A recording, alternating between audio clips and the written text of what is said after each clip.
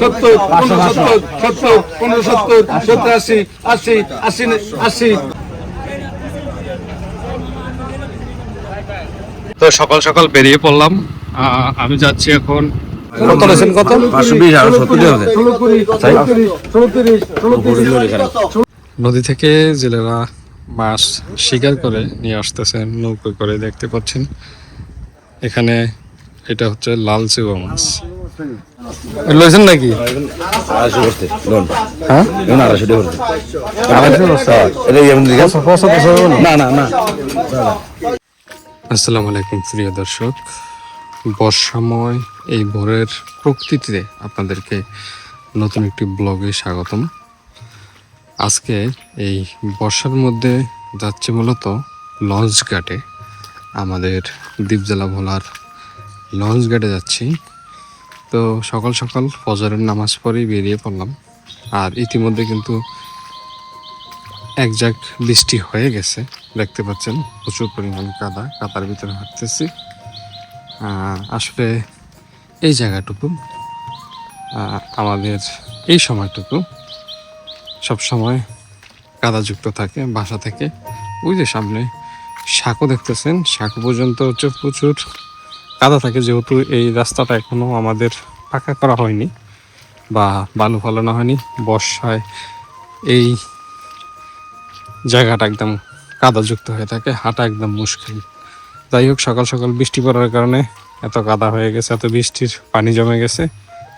তো যাব এখন মূলত আমাদের লঞ্চ ঘাটে, নদীর পাড়ের লঞ্চ ঘাটে, যেটা হচ্ছে গোসেরহাট। সেখানে আমার পিতা আসতেছে, আমার বাবা আসতেছে ঢাকা থেকে, তাকে রিসিভ করতে যাচ্ছি। মূলত বর্ষার মুহূর্ত, সকাল সকাল ঘাটে বেশি একটা রিক্সা পাওয়া যায় না, এই জন্যই মূলত যাচ্ছি। আমি আমাদের যেহেতু বাইক রয়েছে, বাইক দিয়ে যাচ্ছি। দেখেন বর্ষার পানিতে একদম খালে পানিতে টইটুম্বু। আর বর্ষার কারণে মূলত আমরা আমাদের যে বাইকটি রয়েছে, বাইকটি মূলত বের করতে পারি না, রাস্তার এই কাদা রাস্তার ভিতর দিয়ে বাসা নিতে পারি না। যার কারণে হচ্ছে আমাদের খালের পাড়েই মূলত আমাদের রাস্তার পাড়ে একটা মাদ্রাসা রয়েছে, এই মাদ্রাসার রুমেই হচ্ছে বাইকটা রাখি। এই বাইক নিয়ে এখন সরাসরি নদীর পাড় চলে যাব।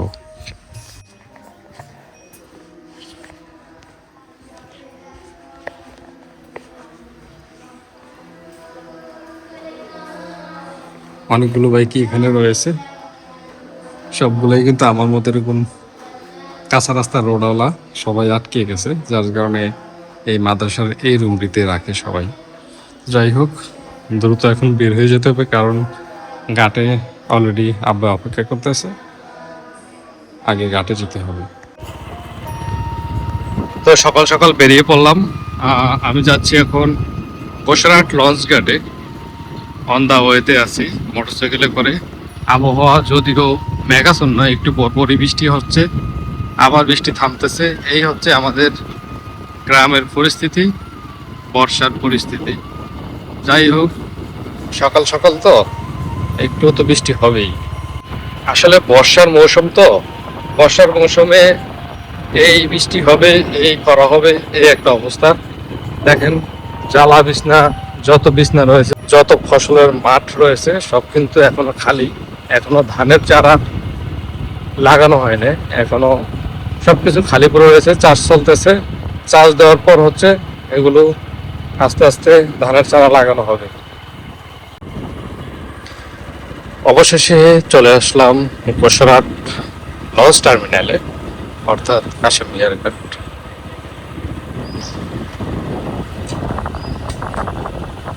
ফাইনালি চলে আসলাম আমাদের কাশেম মিয়ার লঞ্চ ঘাট, অর্থাৎ গোসেরহাট লঞ্চ ঘাটে। যে নৌকাগুলো দেখতে পাচ্ছেন, মূলত এগুলো থেকে মাঝিরা রাতের বেলা মাছ নিয়ে আসে। মূলত এই ঘাটে সকালে ডাক হয়, ওই যে আরও নিয়ে আসতেছে, ওই যে দেখেন নদী থেকে জেলেরা মাছ নিয়ে আসতেছে নৌকাতে করে, দেখতে পাচ্ছেন। এই নৌকাতে করে মাছ নিয়ে আসার পরে এই ঘাট করবে, এবং ঘাটে নামিয়ে মূলত এখানে ডাক ওঠে, মাছের ডাক ওঠে।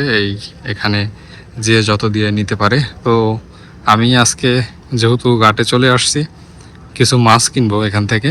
কিছু মাছ কিনে নিয়ে যাব বাসায়, দেখি কত দামে কিনতে পারি, কি কি মাছ নিতে পারি সেটা আপনাদের সাথে শেয়ার করব। নদীর পাড়ে এই যে ঘরের মতো যেই ছাউনিযুক্ত যেই জায়গাটা দেখতে পাচ্ছেন, এটা একটা নামাজের স্থান। এটার সামনে আগে প্রচুর জায়গা ছিল, এই পর্যন্ত জায়গা ছিল, পুরোটাই কিন্তু ভেঙে একদম চুরমার হয়ে গেছে। এই নদী ভাঙ্গনের হাত থেকে ভোলা কবে রক্ষা হবে সেটা আসলে আজও বোধগম্য নয়। যদিও এরকম জিওর ব্যাগ ফালানো হয়েছে, ব্যাগ ফালিয়ে আমাদের এই বাঁধ রক্ষা করার জন্য অনেক চেষ্টা করতেছে, কিন্তু এই নদী ভাঙ্গনের কারণে সব ধ্বংস হয়ে যাচ্ছে। আগে এই যে নৌকা বরাবর ছিল, এখন কিন্তু ভেঙে ভেঙে একদম এই কানিতে চলে আসছে। দেখতে পাচ্ছেন কি একটা ভাঙতেছে নদীর পার। আর এটা মূলত তেঁতুলিয়া নদী, আর এটার অপোজিটে আমাদের যে বেতুয়া রয়েছে, বেতুয়াতে হচ্ছে মেঘনা নদী। মেঘনা এবং তেঁতুলিয়া নদীর সমন্বয় হচ্ছে আমাদের দ্বীপ জেলা ভোলা। দেখতে পাচ্ছেন নৌকাতে করে জেলে মাছ নিয়ে আসছে। এই মাছ নিয়ে এখন এখানে মূলত ডাক উঠবে।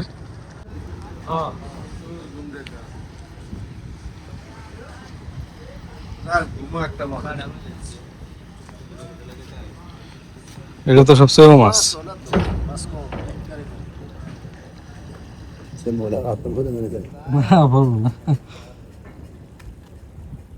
সারা রাত ধরছে না? সারা রাত না, জাল ফাতি না, রাত হলি দিয়ে সারা রাতে এই কটা মাছ পেয়েছে না? জি জি। আল্লাহ কিসমতের ভাগ্যে যা রাখে এগিয়ে দিই। হুম।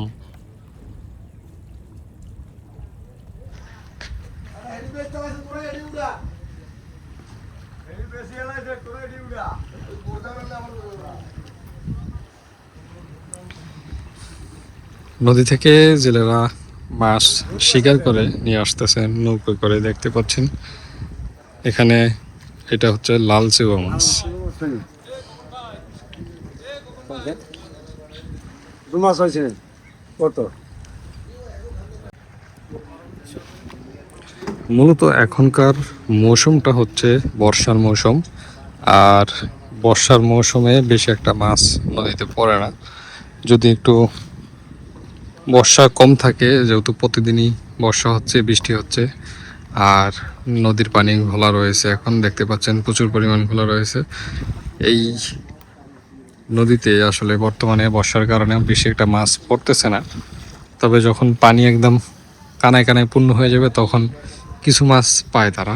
আবার যখন পানি কমে যায়, নদীতে যখন একদম কমে যায়, তখন বড় বড় মাছ পাওয়া যায়, যেমন ইলিশ মাছ, পোয়া মাছ, লইট্ট মাছ, বিভিন্ন মাছ তখন পাওয়া যায়। এখন জাস্ট হচ্ছে এই চেওয়া মাছগুলি পাওয়া যায়, চেওয়া মাছ, চিংড়ি মাছ আর ছোট ছোট পাঙ্গাস মাছ, এগুলোই পাওয়া যায় মূলত। এই যে ছেলেরা একে একে নৌকা নিয়ে আসতেছে, সবগুলোতেই হচ্ছে চেওয়া মাছের পরিমাণটাই বেশি, অন্যান্য মাছ কম। তো সব জেলেরা মাছ একে একে নিয়ে আসতেছে, আর ওই জায়গায় হচ্ছে ডাক উঠতেছে। এখন সেখানে যাব, দেখি কি কি মাছ জেলেরা নিয়ে আসছে। অনেকগুলো নৌকা এসেছে, দেখতে পাচ্ছেন অনেকগুলো নৌকা এসেছে।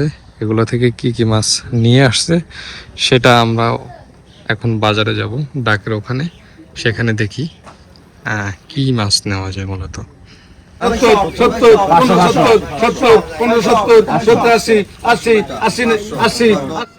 সকাল সকাল লঞ্চ ঘাটে আসলে এরকম ডাকের কিছু মাছ পাওয়া যায়, যেগুলো সারা রাত জেলেরা মাছ শিকার করে এই ঘাটে নিয়ে আসে।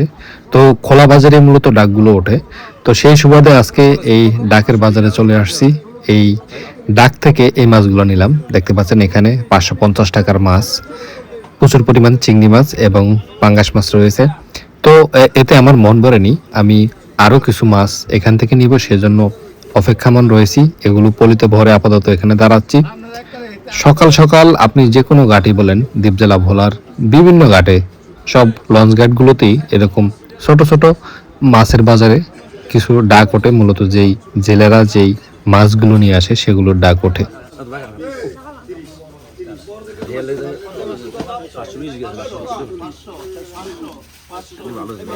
ভালো হয়েছে, কত হয়েছে, কত? 570 দিয়ে বলছে 570। এটি 500 500 500 500 500 500 500 500 আসলে আমরা আজ মাছ এটি কোন সিস্টেম করেন আমরা ভাই দাদা সবাই লাগবে একটা ইয়ার মধ্যে লইছেন নাকি? 250 করতে লোন। হ্যাঁ, লোন 250 দিয়ে বলছে 250 করছে। এটা এমন দিকে না না না অবশেষে কিছুক্ষণ পর আরেক থলি মাছ নিয়ে নিলাম। এখানেও আপনার সেম প্রাইসে, অর্ধেক প্রাইসে ভালো কিছু মাছ পেয়েছি। মোটামুটি আমি 1000 টাকার ভিতরে ভালো কিছু মাছ আমি ডাকে তুলেছি, ডাকে নিয়েছি। দেখতে পাচ্ছেন ব্যাগে পরে এখন আমি মূলত বাসা যাওয়ার পালা। মাছ কিনা হয়ে গেছে আমার। এদিকে যার জন্য এখানে ঘাটে এসেছি তাকে রিসিভ করাও হয়ে গেছে, আমার বাবাকে রিসিভ করা হয়েছে। এখন আমি সোজাসুজি মাছ নিয়ে এবং আমার বাবাকে নিয়ে আমি বাড়িতে চলে যাব। আসলে আমি ঘাটে আসার ঠিক আগ মুহূর্তে অলরেডি কিন্তু লঞ্চ চলে আসছিল ঘাটে, আর আমি আস্তে আস্তে কিন্তু লঞ্চ ঘাট থেকে লঞ্চ চলে গেছে, যার কারণে হচ্ছে আমি আপনাদেরকে শেয়ার করতে পারি নাই। তবে যার জন্য আসেছি, আমার বাবার জন্য, তাকে রিসিভ করেছি। এখন মাছ কিনাও হয়ে গেছে, এখন চলে যাব। তো এই ছিল মূলত আমাদের আজকের ভিডিও। ইনশাল্লাহ যদি বেঁচে থাকি আবার ভবিষ্যতে এই ঘাটে লঞ্চ সহ আপনাদেরকে একটি ভিডিও শেয়ার করব ঢাকা যাওয়ার মুহূর্তে। সেই পর্যন্ত সবাই ভালো থাকবেন, সুস্থ থাকবেন।